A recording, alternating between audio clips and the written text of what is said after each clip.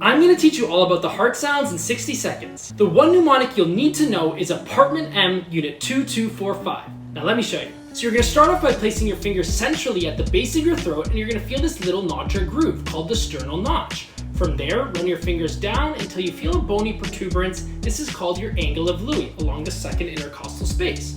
Now we said Apartment M 2245. So our first landmark is on the second intercostal space. So walk your fingers right laterally to the right sternal border for our first landmark, A, for the aortic area. Then we said 2245. So along the same second intercostal space, walk your fingers to the left sternal border for P, our pulmonic area.